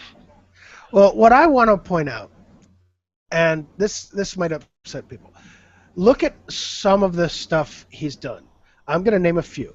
Jumanji, Apollo 13, Braveheart, Legends of the Fall, A Far Off Place, Patriot Games, The Rocketeer, Titanic, Alien. Titanic. He did Alien. He did Aliens. Oh, he did Aliens. He did the music for Alamo Job and Amazing Stories. Yeah, and Aliens was what linked him to James Cameron for pretty much every other thing after that. Titanic, Avatar. So I mean, he was this epic. He wrote these epic score compositions here. I mean, James Horner is one of those composers, and John Williams is also in that same group that can work with what's seen on the screen and use the music just to grab hold of you, suck you in, and slam you against the wall of that scene. That's what I was trying to allude to with the Genesis countdown as Spock goes in to sacrifice himself to save the crew. Right. It makes Titanic watchable. Yeah, I mean but that's what I'm saying is this man has done some of the best the music for some of the best movies, and sadly I think the music is part of what helps to create the good story. I don't think that without John Williams' score, Star Wars would have been anywhere near as good as it was. And exactly. if you listen, there's only a few minutes throughout the entire movie that does not have music playing, and a lot of the best movies that are out there, that's the way they are. But not in today's culture. Today's culture, the music is okay, maybe for a minute here or there, and yada yada yada. You get I mean, you see those composers in like the Lord of the Ring trilogy here too. I mean, some of that. I mean, it's not. I mean, yeah, they save the vocal stuff and the pop stuff for the end of the films for the credits, but the scores themselves just kind of draw you into that world that they're trying to create, and that's what separates a good score from a mediocre score. That's also what separates a good movie from a mediocre movie. Exactly. There's a really nice statement here on the guy from James Cameron. I don't know if any of you guys saw that. Statement by James Cameron on this guy. Before I get to it, I will add that most people who don't pay attention don't understand how good a good score is. The best score in the world, probably you will only remember a few notes to it most of the time, because the movie music is not there to draw attention to itself. It's there to help you get into the right mood. Yeah. For what you're watching. I can tell you one piece of music that will do that. Let me finish. Most music in movies is like that, and that's hard to do. One of the reasons I personally don't much care for Danny Elfman is 8 out of 10 of his movie scores, I notice his music right away, and that's intrusive to me. The best ones I'll just say it, manipulate your emotions without drawing their attention to themselves. Yeah, I mean, talent. That's a big talent. Yeah, and to a lesser extent, on the smaller screen, you see it as well. I mean, Babylon 5, Christopher Franke's music would. There's a. I have for the line. I have a bit of Greek trivia on that for you, but go ahead, finish. Requiem for the Line, where you see the Battle of the Line, where the last stand of humanity against an invading alien force, and he brings in this hopelessness, this this determination in the face of losing, hopelessness, and then you making that final decision that you have to ram the command ship in order to save your life, in order to try to go down fighting. And that was the best score of the first. That was one of the better parts of the first season of that series. And Yeah. I wasn't a B5 fan, but I agree, and it's the same in video games.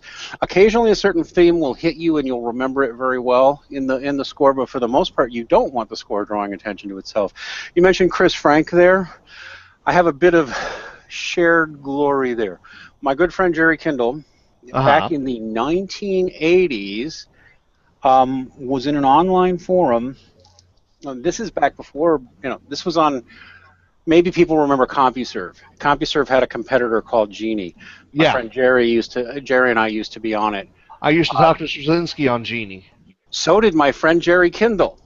And Straczynski, when he was talking about finding the right score for this new show he was doing called Babylon 5, which was still very much in development, he was hanging out on Genie and asking people what they think. He mentioned his frustration, who would be the right person to do a score for this, and my friend Jerry, big Tangerine Dream fan, said you should think about Chris Frank of Tangerine Dream.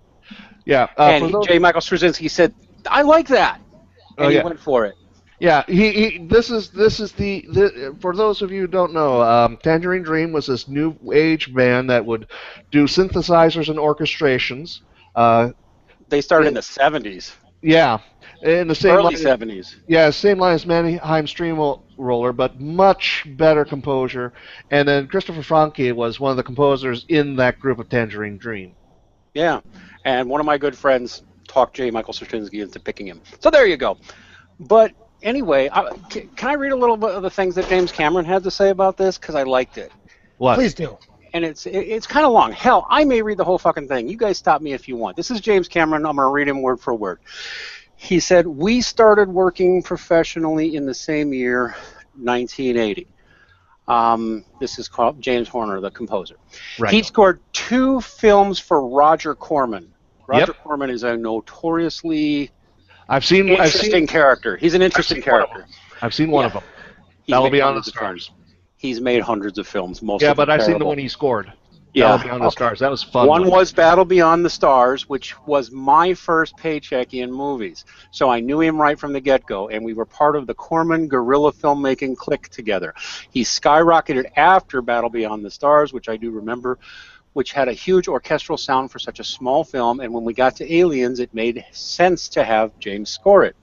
He was really hitting his stride as a composer when he did Aliens. There was so much energy in it, and you can barely, unless you're a music fan, you can probably barely remember that music, but it helped that movie. Oh, yeah. And that score has been used so much as temp music. It seemed like every film I saw for the next 10 years was using James's Aliens score for temp. All those trailers were using it. He created amazing music for Aliens, but it wasn't the best working experience, to be honest, because we had to recut some of his music. I remember how they did that, too. They lost an entire reel. Anyway, but he got an Academy Award nomination. I think we knew we were bound to work together again at some point. When we were looking for a composer for Titanic, I thought to myself, I want the best. And during the writing process for the film, I had been listening to so many of James' recent scores. He had done 2 scores in 1995 for Apollo 13 and Braveheart. Yes. That I just thought were the best film music out there. And I said, notwithstanding whatever happened to us 10 years before, that he was the guy. So I was falling all over myself to find a way to make the working relationship better for him than the last time. And it turned out to be the dream team. When he would come up with a melody, he would invite me over to his studio in Malibu and just play it for me on his piano. So it was a very collaborative right from the inception. I remember exactly where I was sitting there when he played the Titanic music for the first time. Yes, geeks, you don't like Titanic, neither do I. But anyway, I can tolerate it because of what James Horner did to the score. It was a cloudy day in March, and it was just James and I together in his studio. And he sat down and played a solo piano theme, and I cried. I sat there and cried. He played 3 themes for me that day, and I was in tears after every one. He hadn't read a bit of music to picture. He was just reacting to having watched 30 hours of dailies and steeping himself in the movie. I said to him, "You've done it." And he said, "I haven't done anything yet." And I said, "James, you've done it." He was the heart of the film, absolutely, and you could say that literally too, because he wrote the music for the song "My Heart Will Go On," which was so much of the pop culture propulsion of the film. The score. Oh, so he wrote that song that Celine Dion played? Yes, yeah, he but did. on the soundtrack, That's not normal on soundtrack work. Yeah. I'm just pointing that out. No. He shared the Academy Award for that with Will Jennings, who wrote the lyrics. But on the soundtrack, he has there's a version that's a lot more orchestral and not as poppy as Celine Dion's release was. The score album, which is where they don't just have the hit songs, but the score, the basic music themes, is still to this day the highest grossing instrumental soundtrack album of all time. Did not know that. I'd buy that. It's James Horner. And I'll skip a few paragraphs and just get to his conclusion, which is that I never heard him raise his voice or say anything negative about someone else. It made him such a well-loved conductor, and he conducted himself, which is fairly unusual. He'd walk in and the orchestra just adored him. He was such a sweet, lovely guy. Right now it's important for us to get busy and honor James. That's really nice. Yes. No. And James Cameron is in the same vein as Stanley Kubrick and the guy who directed Blade Runner. Ridley Scott. Thank you. Yeah, they're very much a meticulous perfectionist type group, and they will demand things their way. But there are certain breaks. I think James Horner was James Cameron's break from that. He let James Horner go with it. I remember listening to the documentary, the commentary on Aliens about the score here, and it took James Horner back a bit that he would get this stuff, and he realized how necessary it was, and the next time he made the relationship much better to work with. So having one of these directors to go out of their way to work with one person says a lot about the talent of that man. Yeah, it does. Yeah. I barely remember the music to Aliens, except that I remember it was frequently martial, and it was frequently spooky as fuck.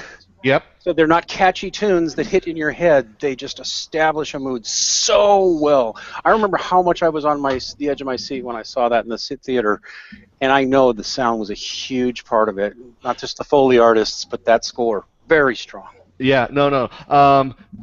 And this is why the extended editions of the Star Trek soundtracks for 2 and 3 are still sought for. I mean, I picked up the extended for Star Trek 2. The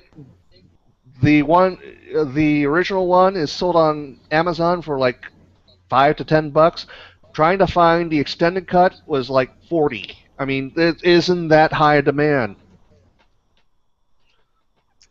And it's beautiful because it also has something that I would love to see us close out the thing with, is the Amazing Grace from Star Trek II, where he goes into this nice quiet melody where Shatner says that of all the friends I've encountered in my travels, his was the most human, and he breaks out into the bagpipes of Amazing Grace, and it breaks out in this orchestral flourish of Amazing Grace that just kind of blends right back into the themes of Star Trek. That was just beautiful. I mean, that's a crying moment right there in the middle of Star Trek 2.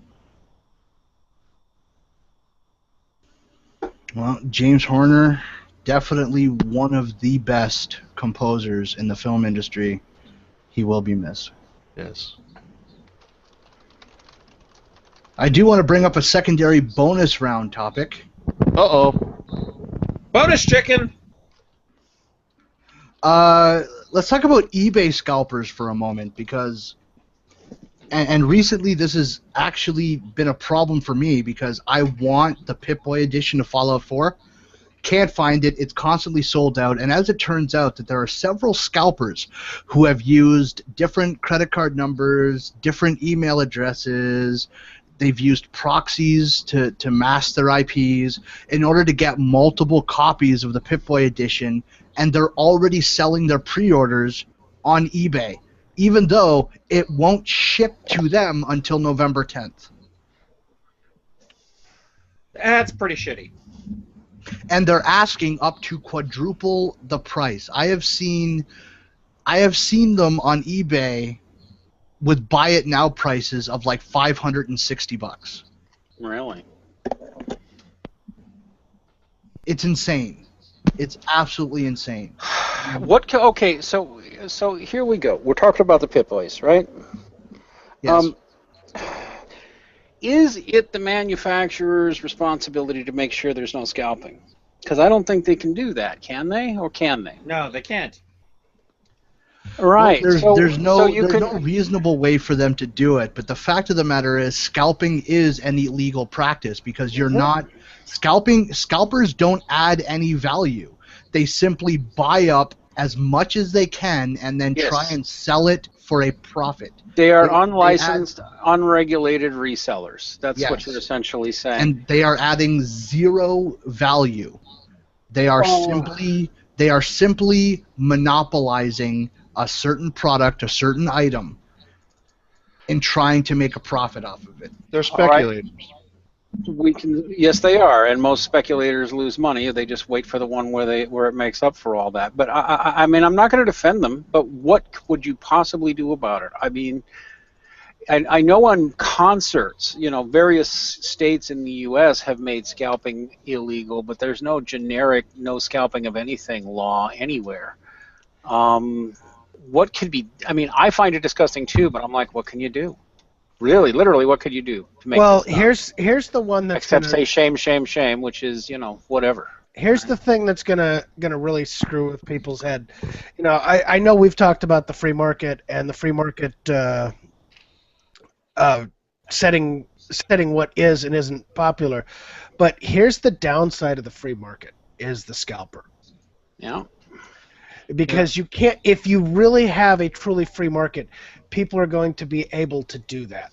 If the only way to stop a scalper would be to allow or to actually put out not a limited number of these special editions, but an unlimited number of these special editions, because that completely devalues it. All right, can we put this on Bethesda then? Can we say that? Wait a minute. Can't you use some technology to limit how many? Here's what we can put on Bethesda. It was a shitty way that they decided to handle the pre-orders of the Pip-Boy edition.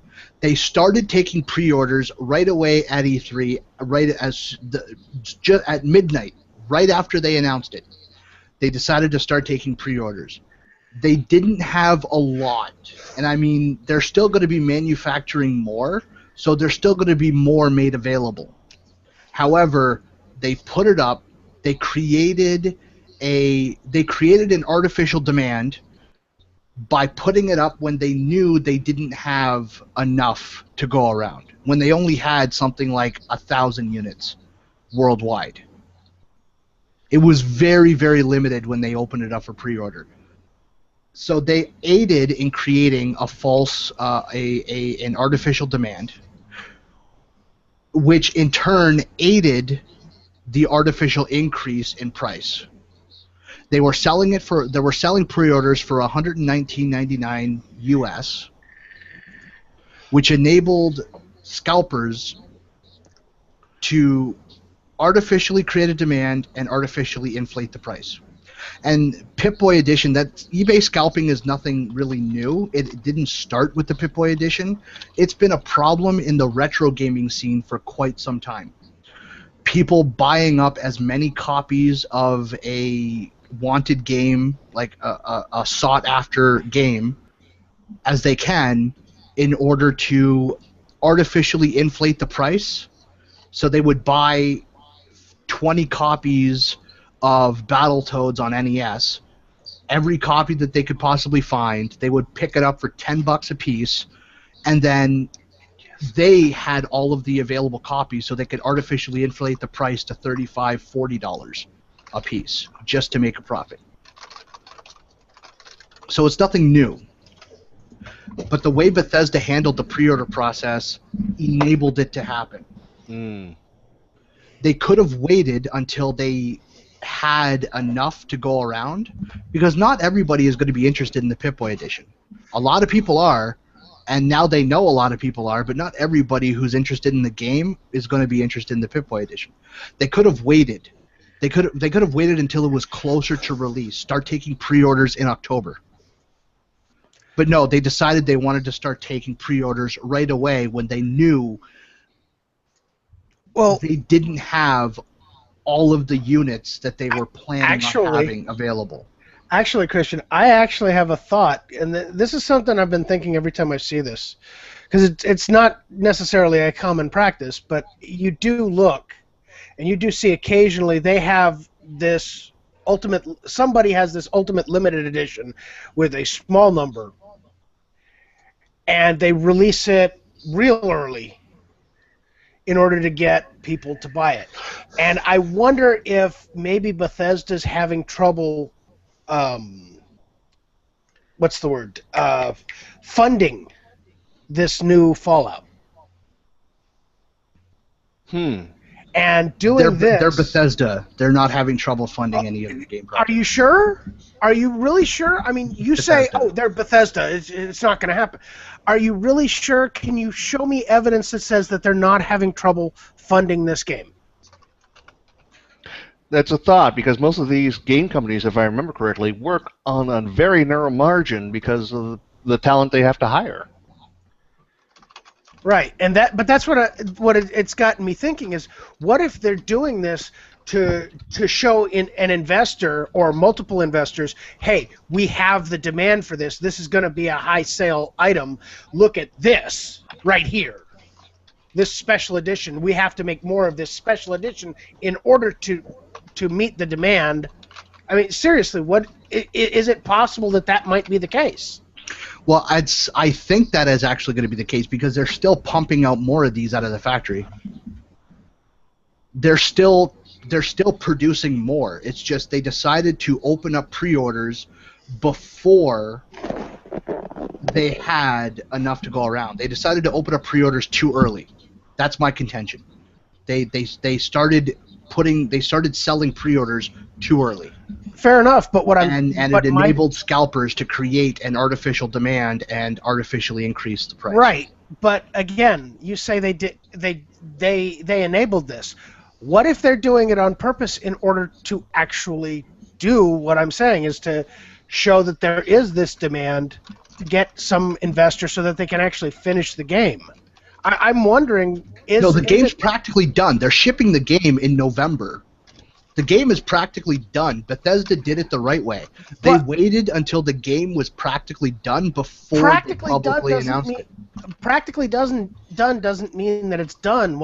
And if you look at a lot of the game developers, from what I've heard talking to a couple through Gamergate and other sources, a lot of the development still continues on almost to the last minute, or they get most of it done and then they start doing DLC up until that last minute, or extras up until that last minute. You see what I'm saying? Is what if they had the money for the game but maybe not some of the extra content? Yeah, I mean, November is 6 months away. Why didn't they, if they wanted to get hype on it, tell them, yeah, you can get the pre-order cheap here at E3. We're going to release it next month, but while you're here at E3, you're going to get why not release it next month? You're going to get the special stuff at E3, like extra stuff here because you purchased it at E3. But next month, we're just getting out the standard edition. Yeah, but that's what I'm saying. That's the question that's in my mind, is why did they do this? I mean, is there a method to their madness? Exactly. I mean, I think they wanted to blow their load a little too early. And hey, guys.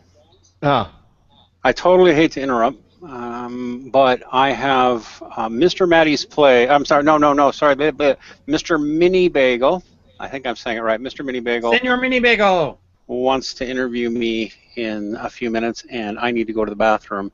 So I know we're 10 minutes, but I'm dropping out of the show 10 minutes early, okay? All right, later, Dean. All right. Thank Well, you. Wait. What? You started this. You're hosting this. So if you leave, it goes offline. Fuck it. No, I'll just walk away and go to the bathroom, and I will leave it running, and I'll shut it down when I come back in about 10 minutes.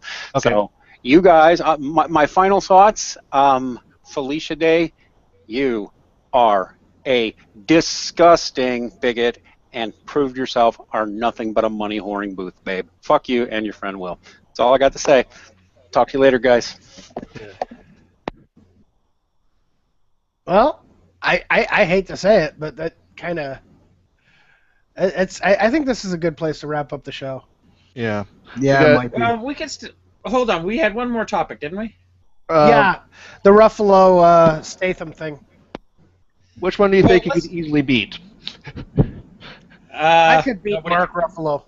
Yeah, I don't think I'm going to go up against Statham anytime soon. I've seen him play No. pretty. Yeah, if he's doing his own stunts and there's no CGI cover up like there is when Ruffalo plays the Hulk, and he's got the weird suit on to image capture. I don't think I'm going to pick on Statham. Well, here's my thing. As a longtime martial artist my whole life, Statham is the genuine article.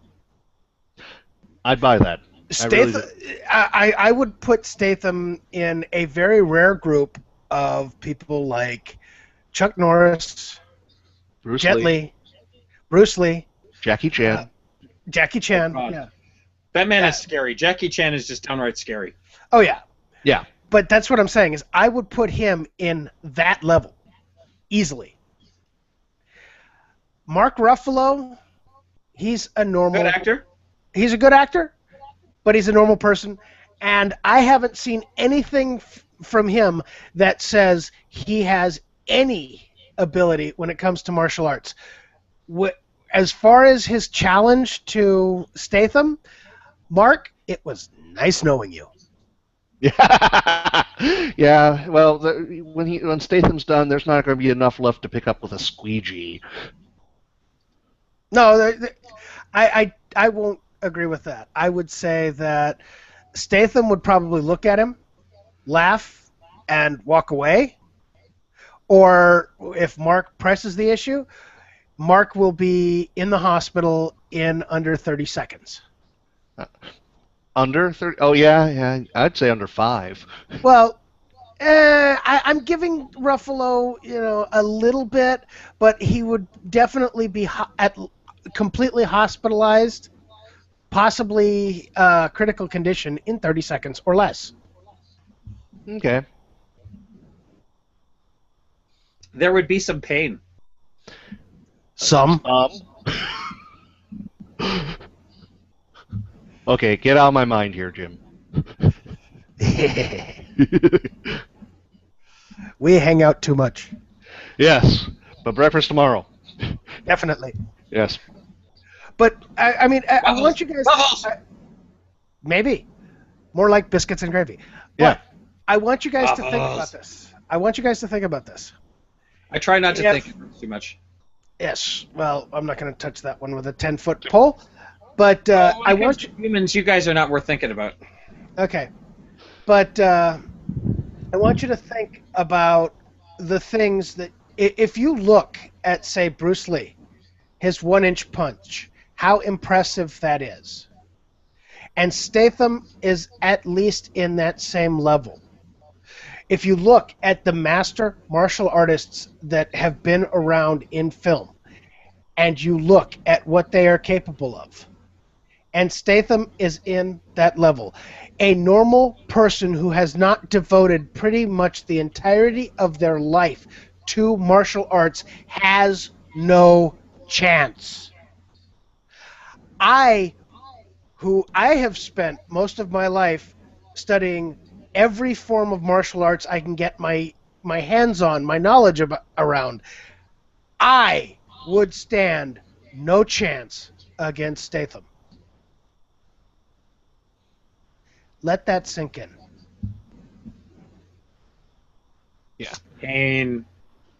Yeah, pain in ways you will neither understand nor enjoy.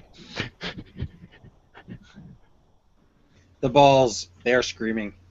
No. Personally, I You're think talking the that entire wraps up body. our show. Why don't I go ahead, go around the room, ask for final thoughts. I am going to start with our guest, Usagi. Yeah, well, um, we just lost a great composer here, folks, and I'm miss going to hearing his music in the future. Nefanor? I think Usagi's right. In fact, I think we should play his ending for Wrath of Khan. I tweeted that out. Yeah, the Amazing Grace track would be, Yeah, exactly. yeah. Jim? Well, I actually have many things. It's like, let content creators dictate what happens to their characters. Let them do what they feel is best. Because honestly, you didn't create it. You shouldn't have a voice in what happens to those characters. That's number one. Number two, James Horner, you will be sorely missed in this world. And number three, Felicia Day, go suck a dick. That's all you're worth. And as for me, I'm going to start James Horner, one of the greatest film composers, and he will be sorely, sorely missed. I agree with Stan Lee. Create new characters. Don't change already existing characters. Mark Ruffalo, I think you're full of shit, and I think this is... Honestly, I think this is just posturing on Ruffalo's part. Fake geek girls exist. They do exist. I don't care what anybody says. I see them. I recognize them. And I know who they are. Projection on the part of that author. Oh, God, yeah, no kidding. That's exactly what it is. It's all projection. Yes. And eBay scalpers are real pieces of crap. That's all I'm going to say. Opportunistic pieces of crap. That's it for the show. Remember, take the red pill.